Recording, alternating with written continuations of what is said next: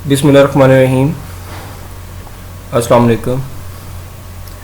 आज हम chapter number 16 का जो टॉपिक करेंगे that is controlling actin myosin interaction by calcium ions, यानी एक्टिन और मायोसिन का जो इंटरेक्शन है, जो आपस में एक दूसरे के साथ उनका जो रिलेशन है वो कैसे कंट्रोल होता है कैल्शियम आयंस के ज़रिए। तो लॉन्ग क्वेश्चन में आप लोग ये करेंगे, शॉर्ट भी इसके अंदर हैं, आगे मैं बताता जाऊंगा शॉर्ट कौन कौन से हैं। तो लॉन्ग में करेंगे ये क्वेश्चन। सबसे पहले हम देखते हैं न्यूरोमस्कुलर जंक्शन। तो मसल की जो कंट्रैक्शन है वो इनिशिएट होती है, यानी स्टार्ट होती है जब नर्व इम्पल्स पहुंचती है न्यूरोमस्कुलर जंक्शन पे। न्यूरोमस्कुलर जंक्शन उस कॉन्टैक्ट पॉइंट को कहते हैं the contact point of axon terminal of motor neuron and muscle, यानी जहाँ पे मसल और मोटर न्यूरॉन जो कि नर्व इम्पल्स लेके आ रही है फ्रॉम सीएनएस, तो मसल और मोटर न्यूरॉन के एक्सॉन जो टर्मिनल है, यानी लास्ट जो पार्ट है मोटर न्यूरॉन के एक्सॉन का, वो जहाँ पे आपस में मिल रहे हैं द कॉन्टैक्ट पॉइंट, उस कॉन्टैक्ट पॉइंट को न्यूरोमस्कुलर जंक्शन कहते हैं। जैसे इस डायग्राम में नज़र आ रहा है, ये एक्सॉन टर्मिनल है और ये मसल फाइबर है, यानी मसल का सेल है, और ये वो जगह है जहाँ पे ये आपस में कॉन्टैक्ट हो रहे हैं। This site is known as neuromuscular junction, NMJ. तो ये हमने जो पार्ट लिया है वो यहाँ से हमने इसको लिया है। ये मोटर न्यूरॉन है, ये सीएनएस से नर्व इम्पल्स लेके आ रही है, और ये उसका एक्सॉन का लास्ट पार्ट जो है वो एक्सॉन टर्मिनल है, और ये मसल फाइबर के साथ कॉन्टैक्ट पॉइंट है एनएमजे। वहाँ पे एक्सॉन टर्मिनल जो है ना वो मसल फाइबर के साथ कॉन्टैक्ट कर रहे हैं। तो मसल की जो कंट्रैक्शन है वो कब शुरू होती है, कब स्टार्ट होती है? जब नर्व इम्पल्स पहुँचती है neuromuscular junction, the contact point of axon terminal of motor neuron and muscle. उसके बाद है मोटर यूनिट। तो जितने भी मसल फाइबर होते हैं एक मसल में, ऑल द मसल फाइबर्स, जितने भी मसल फाइबर्स होंगे वो इनर्वेटेड होते हैं, यानी वो कनेक्टेड होते हैं एक सिंगल मोटर न्यूरॉन से। तो जितने भी मसल फाइबर्स हैं और सिंगल मोटर न्यूरॉन है, इनको एक साथ हम क्या कहते हैं? Motor unit. ठीक है, जितने भी मसल फाइबर्स होते हैं वो सारे के सारे कनेक्टेड होते हैं एक ही मोटर न्यूरॉन से। तो तमाम मसल फाइबर्स और सिंगल मोटर न्यूरॉन ये दोनों मिलके मोटर यूनिट बनाते हैं। तो ये डायग्राम में आप देख सकते हैं कि ये एक मोटर न्यूरॉन है और ये उसके एक्सॉन टर्मिनल्स हैं, और ये एक एक्सॉन टर्मिनल एक जो है ना मसल फाइबर के साथ कांटेक्ट कर रहा है, दूसरा दूसरे मसल फाइबर के साथ, तीसरा तीसरे मसल फाइबर के साथ, और इसी तरीके से ये जो फोर्थ एक्सॉन टर्मिनल है इस सिंगल मोटर न्यूरॉन का, वो इस मसल फाइबर के साथ या मसल सेल के साथ कांटेक्ट कर रहा है। तो ये जो मसल फाइबर्स होंगे ये सब के सब एक साथ कंट्रैक्ट करेंगे in response to action potential. Action potential nerve impulse का दूसरा नाम है एक्शन पोटेंशियल, जो कि मोटर न्यूरॉन के ज़रिए आती है, पहुंचती है। तो मोटर न्यूरॉन के ज़रिए जो नर्व इम्पल्स जो यहाँ पहुंचेगी, तो ये जितने भी मसल फाइबर हैं, जितने भी ये मसल सेल है, ये सब एक साथ जो है ना वो कंट्रैक्ट करेंगे। तो ये मोटर यूनिट है कि जितने भी मसल फाइबर होते हैं मसल में वो सब इनर्वेटेड होते हैं, कनेक्टेड होते हैं एक सिंगल मोटर न्यूरॉन से, सिंगल मोटर न्यूरॉन। और जितने भी मसल फाइबर हैं और सिंगल मोटर न्यूरॉन ये दोनों मिलके क्या बनाते हैं? Motor unit. और नर्व इम्पल्स जो मोटर न्यूरॉन के जरिए आती है उसके रिस्पॉन्स में जितने भी मसल फाइबर हैं वो सब के सब एक साथ कंट्रैक्ट करेंगे। तो ये जो पॉइंट है जहाँ पे ये एक्सॉन टर्मिनल और मसल फाइबर आपस में कांटेक्ट कर रहे हैं, ये पॉइंट जो है ना वो न्यूरोमस्कुलर जंक्शन कहलाता है। तो ये एग्जैक्टली एक दूसरे को टच नहीं कर रहे। यहाँ पे भी देखें देयर इज अ गैप, इनके दरमियान में ये माइक्रोस्कोपिक गैप है। तो ये एक्चुअल में एक दूसरे को कांटेक्ट नहीं कर रहे, इनमें गैप होता है जो कि माइक्रोस्कोपिक होता है। नेक्स्ट हम देखते हैं ट्रांसवर्स ट्यूब्यूल, जिनका दूसरा नेम है टी ट्यूब्यूल। सार्कोलीमा जो कि मसल फाइबर या मसल सेल की मेम्ब्रेन होती है, सेल मेम्ब्रेन होती है सार्कोलीमा, तो ये पेनिट्रेट करती है डीप इनटू द सेल, यानी मसल फाइबर के अंदर ये जो मेम्ब्रेन है ये जा रही है, पेनिट्रेट कर रही है, और ये क्या बनाती है, एक हॉलो यानी अंदर से खाली इलोंगेटेड ट्यूब बनाती है। ये जो हॉलो इलोंगेटेड ट्यूब है इसको ट्रांसवर्स ट्यूब्यूल कहते हैं। आप देख सकते हो कि ये एक मसल फाइबर है, एक मसल सेल है, और ये इसके अंदर मायोफिब्रल है, और ये इसकी जो ऊपर कवरिंग है ये सारी ये सार्कोलीमा है, और इसकी मेम्ब्रेन है ये सार्कोलीमा रेड में, और ये जो सार्कोलीमा है ये अंदर की तरफ पेनिट्रेट कर रही है, और अंदर की तरफ deep into the cell penetrate कर रही है, और ये एक हॉलो ट्यूब बना रही है, एक हॉलो इलोंगेटेड ट्यूब बना रही है जिसको ट्रांसवर्स ट्यूब्यूल या टी ट्यूब्यूल कहते हैं। ठीक है, ये ओपनिंग है, इधर से भी एक ट्यूब जो है ना वो ये इधर से भी नीचे जा रही है, ट्यूब बना रही है, यहाँ से ये ओपनिंग्स हैं इस ट्यूब की, और इससे जो है ना वो sarcolemma deep into the cell यानी सेल के अंदर जाती है और एक हॉलो इलोंगेटेड ट्यूब बनाती है जिसको ट्रांसवर्स ट्यूब्यूल्स कहते हैं या टी ट्यूब्यूल कहते हैं। ये जो इसके अंदर की जो स्पेस है इस टी ट्यूब्यूल की, जिसको ल्यूमन कहते हैं, वो कनेक्टेड है, वो कॉन्टिन्यूअस है एक्स्ट्रा सेलुलर फ्लूइड के साथ। ये जो सेल है इसके बाहर जो एनवायरनमेंट है, उस सेल के बाहर का एनवायरनमेंट एक्स्ट्रा सेलुलर फ्लूइड है।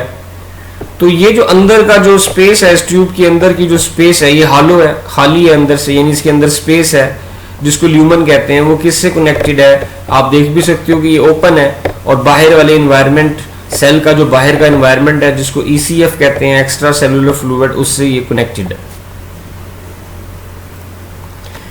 एक जो मसल सेल होता है या एक जो मसल फाइबर होता है उसमें हजारों की तादाद में टी ट्यूब्यूल्स होते हैं, और इन सब को एक साथ ये जो थाउजेंड्स हैं, ये हजारों जो टी ट्यूब्यूल है एक मसल सेल के अंदर, ये क्या बनाते हैं या क्या कहलाते हैं, ये टी सिस्टम बनाते हैं, ट्रांसवर्स ट्यूब्यूल सिस्टम। तो ये जो टी ट्यूब्यूल्स हैं ये फैले हुए होते हैं, ठीक है, और इनसर्कल करते हैं यानी अराउंड होते हैं मायोफिब्रल के। तो ये कौन से पॉइंट पे, ये आप इसमें डायग्राम में भी देख सकते हो, ये टी ट्यूब्यूल है और ये मायोफिब्रल है जो कि मसल फाइबर के अंदर मौजूद है। तो ये जो है ना, ये जो टी ट्यूब्यूल है ये इस मायोफिब्रल को के इर्द गिर्द से होती हुई उसको इनसर्कल करती हुई जो है ना वो आगे की तरफ जा रही है। ये जितने भी मायोफिब्रल है उनको इनसर्कल किया हुआ है, ठीक है, एक्सटेंड एंड इनसर्कल। तो ये एक्सटेंड है, आगे फैल रही है, और मायोफिब्रल को जो है ना ये इनसर्कल करती हुई आगे जा रही है। तो कौन सी पॉइंट है, वो कौन सा पॉइंट है जहां पे ये मायोफिब्रल को ऐसे इनसर्कल करती हुई पास होती है? तो जी लाइन के लेवल पे, मायोफिब्रल में जहां जी लाइन है लाइट बैंड में होता है ये जी लाइन, तो उस जी लाइन के पॉइंट पे ये सर्कल करेगी। या फिर ये जहां पे डार्क बैंड यानी ए बैंड और लाइट बैंड यानी आई बैंड जहां आपस में मिल रहे हैं यानी A and I band junction, तो वहां पे ये जो है ना ये इन सर्कल जो है ना वो हो रही है टी ट्यूब्यूल। तो ये टी ट्यूब्यूल है, मैं दोबारा बोल रहा हूँ, टी ट्यूब्यूल किसको कहते हैं या ट्रांसवर्स ट्यूब्यूल किसको कहते हैं? हर मसल जो फाइबर होता है या मसल फाइबर जो सेल होता है उसकी ये जो सार्कोलीमा है ये पेनिट्रेट करती है डीप इनटू द सेल और एक हॉलो इलोंगेटेड ट्यूब बनाती है जिसको ट्रांसवर्स ट्यूब्यूल या टी ट्यूब्यूल कहते हैं। इस टी ट्यूब्यूल के जो अंदर की जो स्पेस है that is known as lumen, जो कैविटी है इस ट्यूब के अंदर, वो कनेक्टेड होती है बाहर के एनवायरनमेंट से, सेल के बाहर के एनवायरनमेंट से, जिसको ECF कहते हैं, एक्स्ट्रा सेलुलर फ्लूइड कहते हैं। हजारों की तादाद में जो टी ट्यूब्यूल है, हजारों की तादाद में टी ट्यूब्यूल एक मसल सेल के अंदर वो मिलके क्या बनाते हैं? टी सिस्टम बनाते हैं। टी ट्यूब्यूल जो है वो मायोफिब्रल के इर्द गिर्द से होती हुई उसको सर्कल करती हुई at the level of G line के लेवल पे, या फिर जहां डार्क बैंड और आई बैंड आपस में मिल रहे हैं, इन पॉइंट्स पे ये मायोफिब्रल के इर्द गिर्द से होती हुई उसको इंसर्कल करती हुई टी ट्यूब्यूल जो है ना वो एक्सटेंड होती है, यानी कि फैलती है या मौजूद होती है। नेक्स्ट हम जो देखेंगे वो है ट्राइएड, कि ट्राइएड किसको कहते हैं। तो ट्राइएड जो है ना टी ट्यूब्यूल प्लस टर्मिनल यानी साइड पे जो पोर्शन है, एडजेसेंट इन्वेलप, एडजेसेंट भी साथ को कहते हैं, और टर्मिनल इज द मतलब जो सिरा होता है, जो लास्ट जो एज कह लें, टर्मिनल एज सिरा। तो टी ट्यूब्यूल के बिल्कुल साथ कौन अटैच है, कौन मौजूद है, सार्कोप्लाज्मिक रेटिकुलम, जिसको एसआर कहते हैं। तो ये जो सार्कोप्लाज्मिक रेटिकुलम है, इसका एक पोर्शन, टर्मिनल पोर्शन जो है वो इस टी ट्यूब्यूल के बिल्कुल साथ मौजूद है, और टी ट्यूब्यूल प्लस ये जो सार्कोप्लाज्मिक रेटिकुलम का जो टर्मिनल पोर्शन है टी ट्यूब्यूल के साथ जो अटैच है, ये दोनों मिलके क्या बनाते हैं, ये ट्राइएड्स बनाते हैं, ट्राइएड्स। तो ये जो ट्राइएड्स हैं ये रेगुलर इंटरवल्स पे मौजूद होते हैं मसल जो है ना वो सेल के अंदर, और ये जो along the length of the fibril की जो लेंथ है उसके साथ साथ ये रेगुलर इंटरवल्स पे ये ट्राइएड्स मौजूद होते हैं। ये देखें इस डायग्राम में आपको और क्लियर हो जाएगा। ये एक मायोफिब्रल है, अ सिंगल मायोफिब्रल या मसल फिब्रल, ठीक है, और सिंगल मायोफिब्रल है। ये सेल मेम्ब्रेन है, सार्कोलीमा जिसने कवर किया हुआ है। ये जो सार्कोलीमा है ये अंदर की तरफ पेनिट्रेट कर रही है, यू कैन सी कि ये अंदर की तरफ पेनिट्रेट कर रही है, और ये क्या बना रही है, अंदर की तरफ पेनिट्रेट होके टी ट्यूब्यूल। आगे देखें, ये आगे भी इसी तरीके से ये अंदर पेनिट्रेट करके क्या बना रही है, टी ट्यूब्यूल। इस टी ट्यूब्यूल के साथ अगर हम उसको और क्लोज देखें तो ये जो सार्कोलीमा है ये अंदर की तरफ टर्न हो रही है, और टर्न होके अंदर की तरफ ये टी ट्यूब्यूल बना रही है। इसी तरह आगे भी ये अंदर की तरफ टर्न होके टी ट्यूब्यूल बना रही है। हमने ये क्या लिया हुआ है, ये सिंगल मायोफिब्रल की डायग्राम है। अब इस टी ट्यूब्यूल के साथ एडजेसेंट यानी साथ, यानी इधर भी और इधर भी, ये जो ब्लू कलर में है ये कौन है, ये सार्कोप्लाज्मिक रेटिकुलम है, इधर भी है और इधर भी है। तो ये पूरे का पूरा जो पोर्शन है ये दिस इज इन्वेलप, ये जो ब्लू कलर में है ये टर्मिनल पोर्शन है, एडजेसेंट इन्वेलप ऑफ एसआर यानी सार्कोप्लाज्मिक रेटिकुलम। इधर भी बना हुआ है, नीचे भी आप देख सकते हो कि ये नीचे भी जो है ना ये बना हुआ है टी ट्यूब्यूल के साथ। तो इनको हम क्या कहते हैं, ये जो टी ट्यूब्यूल है प्लस ये जो दो एडजेसेंट इन्वेलप हैं साथ साथ टी ट्यूब्यूल के, ये तीनों मिलके ट्राइएड कहलाते हैं। और ये जो है ना वो मौजूद होते हैं along the length of single, एक मायोफिब्रल की लेंथ के साथ साथ ये मौजूद होते हैं, ठीक है। और रेगुलर इंटरवल पे एक इधर है एक इधर है, फिर इस आगे आएगा, फिर आगे जितनी लेंथ है उसके साथ साथ ये रेगुलर इंटरवल्स पे ये पैटर्न मौजूद होगा। मैं दोबारा बोल रहा हूँ, दोबारा देखें, ट्राइएड किसको कहते हैं। ट्राइएड जो है ना वो T tubule plus terminal portion यानी एज ऑफ एडजेसेंट यानी साथ जो मौजूद है सार्कोप्लाज्मिक रेटिकुलम। तो ये किसके साथ मौजूद है, सार्कोप्लाज्मिक रेटिकुलम टी ट्यूब्यूल के साथ। ये मिलके ट्राइएड्स बनाते हैं जो कि रेगुलर इंटरवल पे मौजूद है अलोंग द लेंथ ऑफ मायोफिब्रल। तो ये एक मायोफिब्रल है, ये सार्कोलीमा है जो अंदर पेनिट्रेट करके टी ट्यूब्यूल बना रही है, और इस ट्यूब्यूल के साथ साथ कौन मौजूद है, सार्कोप्लाज्मिक रेटिकुलम। और ये तीनों को हम एक साथ क्या कहते हैं, ट्राइएड, ठीक है। ये फिलामेंट्स हैं अंदर, myofilaments, thin and thick filaments हैं। तो ये जो टी ट्यूब्यूल जो बन रही है ये कौन से लेवल पे बन रही है, नीचे फिलामेंट्स हैं जिसको इसने कवर किया होगा, तो ये कौन से लेवल पे इसको बन रही है, एक तो ये जी लाइन के लेवल पे बनती है और दूसरा टी ट्यूब्यूल बनती है at the junction of dark band and light band. Now sarcoplasmic reticulum क्या चीज होती है? सार्कोप्लाज्मिक रेटिकुलम जो है इसको हम देख लेते हैं, एसआर इसको कहते हैं और ये कॉन्टिन्यूअस सिस्टम है, यानी कि ये एक लगातार मौजूद है, एक कॉन्टिन्यूअस है, एक कोई इसमें ब्रेक नहीं है बीच में। तो ये कॉन्टिन्यूअस सिस्टम है ट्यूब्यूल्स का, ट्यूब्यूल्स कहते हैं ट्यूब लाइक स्ट्रक्चर को, और सार्को इसलिए कह रहे हैं क्योंकि मसल के अंदर है ये। तो ये सार्को ट्यूब्यूल्स यानी मसल के अंदर ट्यूब्यूल्स का एक कॉन्टिन्यूअस सिस्टम है, अनइंटरप्टेड बगैर रुके ये सिस्टम है उसके अंदर, जो फैला हुआ है मुकम्मल तौर पे सार्कोप्लाज्म में यानी साइटोप्लाज्म में, और ये हर मायोफिब्रिल के इर्द गिर्द ये सार्कोट्यूब्यूल्स मौजूद हैं।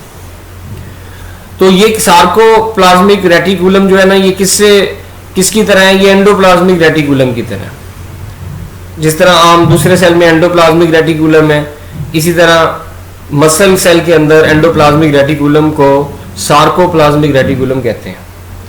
ये ऐसा एंडोप्लाज्मिक रेटिकुलम है जिसके साथ कोई भी राइबोसोम अटैच नहीं है। तो इसका मतलब ये है कि ये जो सार्कोप्लाज्मिक रेटिकुलम है ये कौन से एंडोप्लाज्मिक रेटिकुलम से मिलता है? स्मूथ एंडोप्लाज्मिक रेटिकुलम से मिलता है।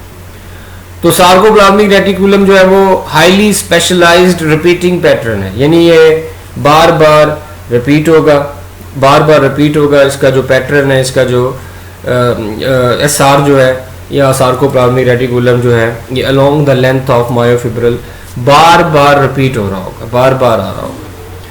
तो एक हमने पहले भी पढ़ा है, दोबारा हम थोड़ा रिफ्रेश कर लेते हैं। Sarcolemma is the cell membrane of the muscle cell, sarcoplasm is the cytoplasm of the muscle cell, and sarcoplasmic reticulum is the endoplasmic reticulum या smooth endoplasmic reticulum of the muscle cell। now हम देखते हैं कि क्या mechanism है, कैसे contraction हो रही है, कैल्शियम का क्या रोल है। तो नर्व इंपल्स जो है ना वो टी ट्यूब्यूल के जरिए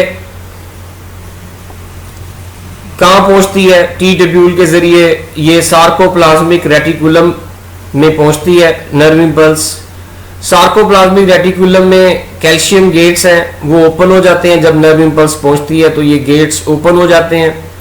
जब ये गेट्स ओपन हो जाएंगे तो सार्कोप्लाज्मिक रेटिकुलम के अंदर क्या चीज स्टोर होती है? कैल्शियम।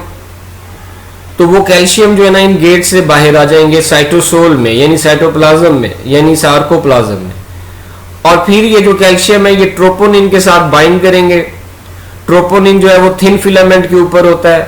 ट्रोपोनिन के साथ बाइंड करने की वजह से, कैल्शियम के बाइंड करने की वजह से ट्रोपोनिन के साथ ट्रोपोमायोसिन अपनी जगह से हटेगा, और जब ट्रोपोमायोसिन हटेगा तो एक्टिन के ऊपर जो बाइंडिंग साइट है वो एक्सपोज हो जाएंगी, और उन बाइंडिंग साइट के साथ मायोसिन का जो क्रॉस ब्रिज है वो अटैच हो जाएगा, और क्या हो जाएगी? और मसल की कंट्रैक्शन हो जाएगी। मैं दोबारा बता रहा हूं, दोबारा देखें कि क्या रोल है कैल्शियम का और क्या मैकेनिज्म है। ये देखें, ये डायग्राम में से भी हम देखेंगे, इधर से भी देख रहे हैं। तो ये नर्व इंपल्स मोटर न्यूरॉन के जरिए कहां पहुंच रही है? न्यूरोमस्कुलर जंक्शन पे, और फिर ये जो नर्व इंपल्स है ये टी ट्यूब्यूल के जरिए, टी ट्यूब्यूल में से होती हुई किस में जा रही है? सार्कोप्लाज्मिक रेटिकुलम, जो कि कैल्शियम स्टोरिंग सैक्स है, यानी इनके अंदर कैल्शियम स्टोर है। और ये कैल्शियम कहां से आता है? बाहर के एनवायरनमेंट से, ठीक है, बाहर के एनवायरनमेंट से कैल्शियम टी ट्यूब्यूल के जरिए इनमें स्टोर हो रहा होता है। तो जब नर्व इंपल्स यहां पहुंचती है टी ट्यूब्यूल के जरिए, जब नर्व इंपल्स सार्कोप्लाज्मिक रेटिकुलम पे पहुंचती है, तो ये जो कैल्शियम गेट्स आपको नजर आ रहे हैं सार्कोप्लाज्मिक रेटिकुलम की मेम्ब्रेन में, ये मेम्ब्रेन बॉन्डेड ऑर्गेनल है, तो इसकी मेम्ब्रेन में जो कैल्शियम गेट्स हैं ये ओपन हो जाते हैं, और इन कैल्शियम गेट से जो कैल्शियम है वो किस में रिलीज हो जाता है? सार्कोप्लाज्म में या साइटोसोल में। फिर ये कैल्शियम ट्रोपोनिन के साथ बाइंड करता है। ट्रोपोनिन के साथ बाइंड करने की वजह से जो ट्रोपोमायोसिन है वो अपनी जगह से हटती है, डिस्प्लेस होती है, बाइंडिंग साइड एक्सपोज हो जाती है एक्टिन के ऊपर, जिसके साथ मायोसिन का क्रॉस ब्रिज आके अटैच होता है या हेड मायोसिन का हेड अटैच होता है या क्रॉस ब्रिज आके अटैच होता है और कंट्रैक्शन हो जाती है। ये हमने कल के लेक्चर में भी देखा था कि किस तरीके से कैल्शियम जो है ना वो ट्रोपोनिन को हटाएगी, और आज के लेक्चर में हम ये देख रहे हैं कि कैल्शियम आती कैसे है। तो नर्व इम्पल्स न्यूरोमस्कुलर जंक्शन पे पहुंचेगी, ये नर्व इम्पल्स टी ट्यूब्यूल के जरिए या टी ट्यूब्यूल से होती हुई सार्कोप्लाज्मिक रेटिकुलम में जाएगी, वहां पे कैल्शियम गेट्स को ओपन कर देगी। कैल्शियम जो है ना वो सार्कोप्लाज्म में रिलीज होगा और फिर वहां से कैल्शियम ट्रोपोनिन के साथ अटैच होगा, और ट्रोपोनिन के अटैच होने की वजह से ट्रोपोमायोसिन डिस्प्लेस हो जाएगा, हट जाएगा अपनी जगह से। बाइंडिंग साइट एक्सपोज हो जाएंगी एक्टिन के ऊपर मायोसिन के क्रॉस ब्रिजेस के लिए, और कंट्रैक्शन भी लगकर। तो ये आपने करना है इसको भी। And the last one is, इस टॉपिक का जो लास्ट पॉइंट है, ऑल और नन रिस्पॉन्स। तो ये भी शॉर्ट क्वेश्चन है। तो एक जो मसल फाइबर है यानी एक जो मसल सेल है उसकी जो कंट्रैक्शन है वो किस चीज के ऊपर बेस करती है? All or none response principal के ऊपर बेस करती है। ये प्रिंसिपल क्या कहता है कि जितने भी मायोफिब्रल मौजूद हैं मसल फाइबर, एक मसल फाइबर के अंदर तमाम के तमाम मायोफिब्रल जो है वो कंट्रैक्शन में पार्टिसिपेट करेंगे, यानी कि तमाम के तमाम मायोफिब्रल एक साथ कंट्रैक्ट करेंगे, जिसकी वजह से मसल फाइबर के अंदर कंट्रैक्शन होगी। ऐसा नहीं होगा कि कुछ फिब्रल कंट्रैक्ट कर रहे हैं, कुछ मायोफिब्रल कंट्रैक्ट नहीं कर रहे, तो ऐसा नहीं होता। जब भी मसल फाइबर कंट्रैक्ट करता है तो उसके अंदर मौजूद जितने भी फिब्रल हैं वो सब के सब 1000 से लेके 2000 वो सब के सब एक साथ क्या करते हैं? कंट्रैक्ट करते हैं। And this principle is known as all or none response principle. दूसरी बात यह है कि कंट्रैक्शन, डिग्री ऑफ कंट्रैक्शन यानी अमाउंट ऑफ कंट्रैक्शन, यानी एक मसल जो है ना वो ज्यादा कंट्रैक्ट कर रहा है या मीडियम कंट्रैक्ट कर रहा है या फुली कंट्रैक्ट कर रहा है। तो ये जो अमाउंट है कंट्रैक्शन की या डिग्री है जो कंट्रैक्शन की, किसके ऊपर डिपेंड करती है? नंबर ऑफ फाइबर्स जो कि कंट्रैक्शन में हिस्सा ले रहे हैं, वो उन नंबर ऑफ फाइबर्स के ऊपर डिपेंड करती है। अगर ज्यादा फाइबर्स कंट्रैक्शन में इन्वॉल्व है तो मसल ज्यादा कंट्रैक्ट करेगा, और अगर लेस मसल फाइबर या मसल सेल इन्वॉल्व है कंट्रैक्शन में तो मसल जो है वो जो है ना वो लेस कंट्रैक्ट करेगा। तो मसल एक टिश्यू होता है, टिश्यू, और टिश्यू जो है वो सिमिलर सेल्स का ग्रुप होता है। तो मसल जो है वो भी सिमिलर सेल का ग्रुप है, और वो सिमिलर सेल कौन से हैं? वो है मसल फाइबर। तो इन सेल्स का ग्रुप जो है ना वो मसल बनाता है। तो ये जो जितने भी इस ग्रुप में जितने भी फाइबर्स होंगे उनके जो नंबर की जो पार्टिसिपेशन है कंट्रैक्शन में, उसकी बेस पे डिग्री ऑफ कंट्रैक्शन होती है। यानी ज्यादा अगर फाइबर कंट्रैक्ट कर रहे हैं तो ज्यादा कंट्रैक्ट करेगा मसल, अगर कम फाइबर कंट्रैक्ट कर रहे हैं तो डिग्री ऑफ कंट्रैक्शन भी कम होगी, यानी मसल भी कम कंट्रैक्ट करेगा। ठीक है, जैसे हम एक हल्की चीज उठाते हैं, एक लाइट वेट कोई चीज उठाते हैं तो उसमें मसल ज्यादा कंट्रैक्ट नहीं करते, यानी कि उस मसल के अंदर जितने भी फाइबर है वो सब कंट्रैक्शन में हिस्सा नहीं ले रहे। लेकिन अगर हम कोई हैवी चीज उठाते हैं तो उसमें हमारे मसल ज्यादा कंट्रैक्ट होते हैं, यानी इस केस में हैवी चीज उठाने के केस में ज्यादा मसल फाइबर पार्टिसिपेट कर रहे हैं कंट्रैक्शन में। तो ये भी एक शॉर्ट क्वेश्चन है, ये आपने करना है। इसमें 2 पॉइंट्स हैं जो मैंने आपको बता दी हैं। और फाइनली ये डायग्राम जो बुक में जो बनी हुई है ओवरऑल, तो ये एक मसल फाइबर है, ये उसके इर्द गिर्द की सेल मेम्ब्रेन है जिसको सार्कोलीमा कहते हैं। इस सार्कोलीमा के बिल्कुल नीचे ये न्यूक्लियाई है, न्यूक्लियस है। ये जो सार्कोलीमा है ये अंदर की तरफ मुड़ रही है, अंदर की तरफ पेनिट्रेट करके एक हॉलो ट्यूब बना रही है जिसका नेम है टी ट्यूब्यूल। इस टी ट्यूब्यूल के साथ साथ कौन मौजूद है? एंडोप्लाज्मिक रेटिकुलम या सार्कोप्लाज्मिक रेटिकुलम। ठीक है, तो ये तीनों एक दूसरे के साथ मिलके क्या कहलाएंगे? ट्राइएड। ये मायोफिब्रल्स हैं जो इसके अंदर मौजूद है, मायोफिब्रल ये ब्लैक में, और ये डॉट्स नजर आ रहे हैं आपको, ये मायोफिलामेंट है। ये जो ब्लू कलर के हैं ये भी सार्कोप्लाज्मिक रेटिकुलम है, ये इसके साथ कनेक्टेड है। ये वाला पोर्शन, ये सारा पोर्शन, ये सार्कोप्लाज्मिक रेटिकुलम है, ये देख सकते हैं, ये ब्लू वाला भी सार्कोप्लाज्मिक रेटिकुलम है और ये जो ग्रीन में बना हुआ है ये भी सार्कोप्लाज्मिक रेटिकुलम है। ठीक है, दिस वन इज, ये जो आपको ब्लू में ये है दिस, ये भी सार्कोप्लाज्मिक रेटिकुलम है और ये जो ब्लू है ये भी सार्कोप्लाज्मिक रेटिकुलम है। ठीक है, इनका क्या रोल है, मतलब ये क्या काम करते हैं, ये जो ब्लू वाले हैं ये लॉन्गिट्यूडनल लेंथ वाइज हैं, ये क्या काम करते हैं, जब मसल में कंट्रैक्शन जब खत्म हो जाती है तो कैल्शियम जो साइटोप्लाज्म, मसल के साइटोप्लाज्म में जो कैल्शियम मौजूद होती है वो ये वाले जो सार्कोप्लाज्मिक रेटिकुलम है, जो ब्लू वाले ये वाले, इनमें आ जाते हैं और इनमें कैल्शियम इसमें से होते हुए वापस जो है ना वो इस ट्राइएड वाले सार्कोप्लाज्मिक रेटिकुलम में दोबारा स्टोर हो जाते हैं। जब कंट्रैक्शन हो जाएगी तो कैल्शियम ट्रोपोनिन से अलग हो जाएगा और वो कैल्शियम जो है ना वो साइटोप्लाज्म से निकल के किस में चला जाएगा, ये जो लॉन्गिट्यूडनल सार्कोप्लाज्मिक रेटिकुलम है जो लेंथ वाइज अरेंज्ड है, इनमें कैल्शियम आ जाएगा और यहाँ से कैल्शियम वापस ये जो ट्राइएड वाला जो सार्कोप्लाज्मिक रेटिकुलम है इसमें वापस कैल्शियम स्टोर हो जाएंगे। तो ये डायग्राम है, ये आप बना लेंगे, सिर्फ यही डायग्राम है जो इस टॉपिक में बनाएंगे, बाकी सारी समझने के लिए। आगे एक और टॉपिक है वेरी वेरी इजी, ये भी लॉन्ग क्वेश्चन में आया हुआ है, बोर्ड में आया हुआ है, लॉन्ग क्वेश्चन में भी आता है, शॉर्ट में भी आता है कि एनर्जी फॉर मसल कंट्रैक्शन। तो मसल की कंट्रैक्शन के लिए जो एनर्जी है वो कौन सी यूज होती है, वो एटीपी यूज होती है। ठीक है, एमसीक्यू में आता रहता है कि मसल की कंट्रैक्शन के लिए कौन सी एनर्जी यूज होगी, तो आपने एटीपी लगाना है। अब ये जो एटीपी की जो सप्लाई है ये मसल को कैसे होती है, तो 3 तरीकों से होती है, एक एरोबिक रेस्पिरेशन, एक क्रिटीन फास्फेट और एक एनारोबिक रेस्पिरेशन जिसका दूसरा नाम फर्मेंटेशन भी है। तो बारी बारी हम देखेंगे कि इन रिएक्शंस इनसे कैसे एटीपी बनता है। तो एरोबिक रेस्पिरेशन जो है इसमें क्या होता है कि ग्लूकोज जो है ना वो उसकी एरोबिक ब्रेक डाउन होती है मसल सेल के अंदर। एरोबिक ब्रेक डाउन मतलब इस ब्रेक डाउन की, ये जो ग्लूकोज की जो ब्रेक डाउन हो रही है ये ऑक्सीजन की मौजूदगी में हो रही है, प्रेजेंस में हो रही है। तो ये ग्लूकोज कहाँ से आती है, हर मसल सेल के अंदर, हमने स्टार्ट में भी देखा था कि मसल सेल के अंदर स्टोर होता है ग्लाइकोजन टूट के ग्लूकोज बनाता है और फिर ग्लूकोज ऑक्सीजन की मौजूदगी में एटीपी बनाता है और this ATP is used by muscle for contraction के लिए एटीपी यूज होता है। हमने कल साइकिल भी देखा था जिसमें एटीपी यूज होता है to break the link between thin and thick filament. तो ये क्रॉस ब्रिजेस को हटाता है बाइंडिंग साइट से, मायोसिन के जो क्रॉस ब्रिजेस हैं उनको ये हटाता है एटीपी।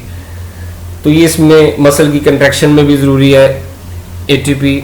दूसरा सोर्स एटीपी का वो क्रिटीन फास्फेट है।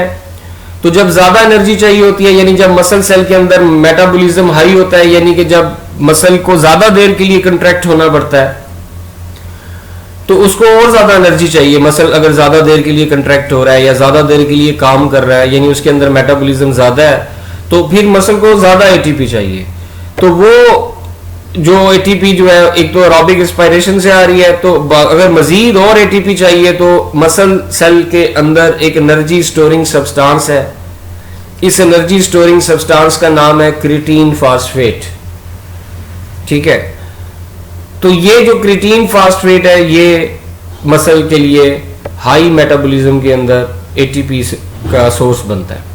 एरोबिक ब्रेकडाउन तो है ही है सोर्स, लेकिन ये अगर नॉर्मल वर्किंग हो रही है, नॉर्मल मसल काम कर रहा है, तो तब मसल की जो रिक्वायरमेंट है एटीपी की एनर्जी की वो अकेला यही पूरी कर लेता है। लेकिन अगर मसल ज्यादा देर के लिए काम कर रहे हैं, ज्यादा हैवी काम कर रहे हैं, हाई मेटाबॉलिज्म हाई है, तो फिर इस प्रोसेस के साथ साथ क्रिटीन फास्फेट जो कि एनर्जी स्टोरिंग सब्सटेंस है वो जो है ना एटीपी प्रोवाइड करता है। तो क्रिटीन फास्फेट किसको कहते हैं, इसमें क्या होता है, क्रिटीन फास्फेट में क्रिटीन और हाई एनर्जी फास्फेट इसके साथ अटैच होता है। तो क्रिटीन फास्फेट टूटेगा, इससे ये जो फास्फेट निकलेगा वो इस एडीपी से मिलेगा, कंबाइन होगा और एडीपी कन्वर्ट हो जाएगा एटीपी में और खुद क्रिटीनिन में कन्वर्ट हो जाएगा।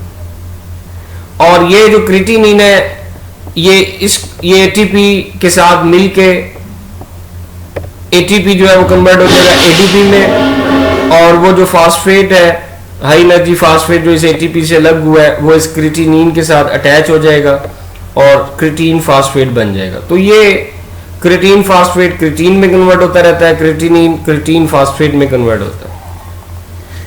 तो क्रिएटिन फास्फेट जब कन्वर्ट होगा क्रिएटिनिन में तो एटीपी रिलीज होगा, और क्रिएटिनिन जब क्रिएटिन फास्फेट में कन्वर्ट होगा तो एटीपी यूज होगा। अब ये एटीपी कहां से आता है? देखें, मसल जो है ना, वो मसल के अंदर एरोबिक रेस्पिरेशन हो रही है, इस एरोबिक रेस्पिरेशन के नतीजे में एटीपी बनता है। जो एटीपी यूज हो जाता है वो यूज हो जाता है, और जो बच जाता है एटीपी, एक्स्ट्रा एटीपी, उस एटीपी में से जो फास्फेट है, हाई एनर्जी जो फास्फेट है उस एटीपी का, वो हाई एनर्जी फास्फेट क्रिएटिन के साथ जाके अटैच हो जाता है। इस तरह ये क्रिएटिन फास्फेट बन जाता है और एनर्जी स्टोर हो जाती है। और फिर जब मसल को एटीपी की जरूरत होती है तो क्रिएटिन फास्फेट टूटेगा और इसका हाई एनर्जी फास्फेट एडीपी के साथ बाइंड करके एटीपी बनाएगा और खुद ही ये क्रिएटिनिन में कन्वर्ट हो जाएगा। तीसरा जो सोर्स है एनर्जी का वो है एनारोबिक रेस्पिरेशन। तो ये सोर्स कब काम आता है मसल इस सोर्स से कैसे कब एटीपी लेता है? जब मसल के अंदर ऑक्सीजन की कमी हो, या मसल के अंदर बहुत ही हाई मेटाबॉलिक एक्टिविटी हो रही हो, यानी मसल जो है ना वो लंबे टाइम के लिए काम कर रहे हैं, ठीक है, स्ट्रीनस मतलब जिसमें बहुत ज्यादा ऐसी एक्टिविटी में इन्वॉल्व है मसल जिसमें बहुत ज्यादा एनर्जी यूज हो रही है।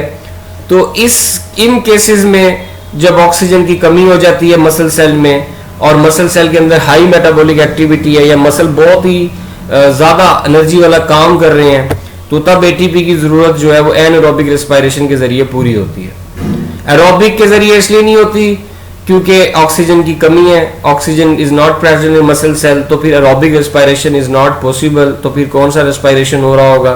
ऑक्सीजन की डेफिशिएंसी में एनारोबिक रेस्पिरेशन। मगर एनारोबिक रेस्पिरेशन में क्या होता है कि ग्लूकोज टूटता है मगर विदाउट ऑक्सीजन, यानी एनारोबिक, यानी in the absence of oxygen. तो ग्लूकोज के टूटने से दो चीजें बनती हैं, लैक्टिक एसिड और ATP. ATP is used by muscle. ये जो लैक्टिक एसिड है, जो ग्लूकोज टूटता जाएगा एनारोबिकली, ये लैक्टिक एसिड मसल सेल के अंदर जमा होता जाएगा, जिसकी वजह से मसल फटीग हो जाएगी। मसल फटीग किसको कहते हैं? अनएबल टू कंट्रैक्ट, यानी मसल थक जाएंगे, मसल्स कंट्रैक्ट नहीं कर पाएंगे, जिसको मसल फटीग कहते हैं।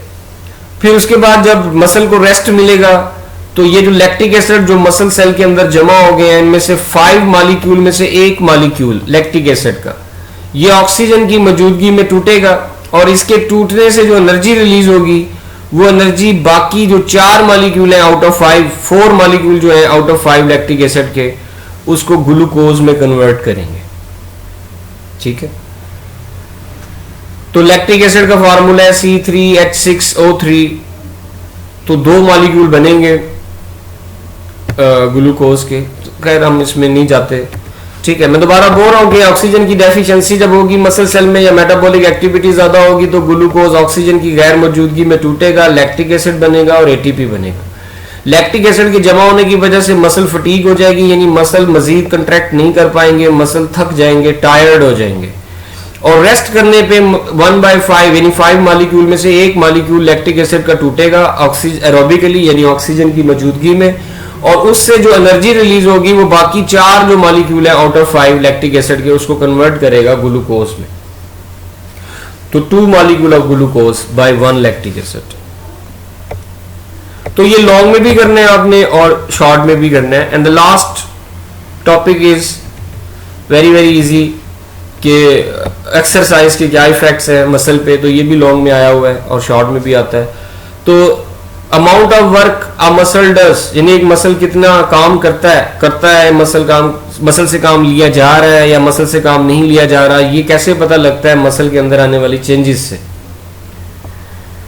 ऐसे मसल जो एक्टिवली यूज होते हैं, जो बहुत ज्यादा यूज हो रहे हैं मसल्स, एक तो उनका साइज मसल का बढ़ जाएगा और उनकी स्ट्रेंथ भी बढ़ जाएगी, ताकत भी, उन मसल्स की पावर भी बढ़ जाएगी, वो ज्यादा एफिशिएंट हो जाएंगे, मसल्स ज्यादा तेजी से काम करेंगे और फटीग रेजिस्टेंट होंगे, यानी जल्दी थकेंगे नहीं। ठीक है, तो ये एक्टिवली यूज मसल में आने वाली चेंजेस है, इससे पता चलता है कि मसल ज़्यादा यूज हो रहे हैं या नहीं हो रहे। उनका साइज बढ़ जाएगा, स्ट्रेंथ बढ़ जाएगी, एफिशिएंट हो जाएंगे ज़्यादा, और जो है ना वो फटीग रेजिस्टेंट यानी जल्दी थकेंगे नहीं। एरोबिक एक्सरसाइजेस जैसे फास्ट वॉकिंग, तेज तेज चलना, जॉगिंग, स्विमिंग, ये सब एरोबिक एक्सरसाइजेस हैं। इनको करने पर भी स्केलेटल मसल में बहुत सारी चेंजेस आती हैं। तो वो कौन कौन सी चेंजेस हैं जो इन एरोबिक एक्सरसाइज की वजह से स्केलेटल मसल में आती हैं? एक तो कैपिलरीज के नंबर बढ़ जाएंगे। वो कैपिलरीज जिसने मसल फाइबर या मसल सेल को कवर किया हुआ है, उन कैपिलरीज के नंबर बढ़ जाएंगे। उसके अलावा माइटोकॉन्ड्रिया, मसल सेल के अंदर, मसल फाइबर के अंदर माइटोकॉन्ड्रिया के नंबर बढ़ जाएंगे। मसल फाइबर यानी मसल सेल वो ज्यादा से ज्यादा मायोग्लोबिन स्टोर करेगा, इस तरह ज्यादा से ज्यादा ऑक्सीजन स्टोर होगी, ये ज्यादा से ज्यादा मायोग्लोबिन बनाएगा और ज्यादा से ज्यादा ऑक्सीजन स्टोर होगी। मसल जो है वो ज्यादा एफिशिएंट हो जाएंगे, मोर एफिशिएंट, मेटाबॉलिज्म उनका एफिशिएंट हो जाएगा और वो थकेंगे नहीं, फटीग रेजिस्टेंट टू फटीग, जल्दी थकेंगे नहीं, देर तक काम करते रहेंगे। तो ये एरोबिक एक्सरसाइज की वजह से जो चेंजेस आती हैं, कैपिलरीज के नंबर बढ़ जाते हैं, माइटोकॉन्ड्रिया के नंबर बढ़ जाते हैं, मायोग्लोबिन की अमाउंट बढ़ जाती है और मसल मेटाबॉलिज्म की एफिशिएंसी बढ़ जाती है और फटीग नहीं होती। एट्रोफी, ऐसे मसल्स जो कंप्लीटली इमोबिलाइज हैं, जिनसे मुकम्मल तौर पे काम नहीं लिया जाता, जैसे कोई पेशेंट है, डिसेबल है, बेड से नहीं उठ सकता, मसल्स उसके जो है ना वो उससे वो काम नहीं लेता, तो ऐसे मसल जो कंप्लीटली इमोबिलाइज हो, जिनसे जो कि यूज ना हो रहे हो, तो ऐसे मसल वीक हो जाते हैं और उनमें सीवियर एट्रोफी हो जाती है। एट्रोफी कहते हैं मसल्स का लॉस होना due to the lack of the use ना होने की वजह से, या किसी भी डिजीज की वजह से अगर मसल का साइज रिड्यूस हो जाता है, या साइज रिड्यूस होने का मतलब है ग्रेजुअल लॉस होता है अगर मसल का, तो ये क्या कहलाती है इस डिजीज या कंडीशन? एट्रोफी। ए का मतलब है not, trophy mean to nourish, to grow, to develop. तो ऐसे मसल्स जो है ना वो ग्रो नहीं करेंगे, इनका साइज नहीं इंक्रीज होगा, बल्कि इनका साइज रिड्यूस होगा, लॉस होगा इनका size due to the lack of use. इसको कहते हैं एट्रोफी। तो that is effect of exercise on muscle. तो ये आज का जो है ना वो टॉपिक था जो हमने किया। एक हमने इफेक्ट्स देखे हैं और ये टॉपिक आपने करना है, वेरी वेरी इजी, कोई इतना मुश्किल टॉपिक नहीं है। सीक्वेंस वाइज चलते जाएंगे तो ये आसानी के साथ जो है ना वो याद होते जाएंगे। अल्लाह हाफिज़।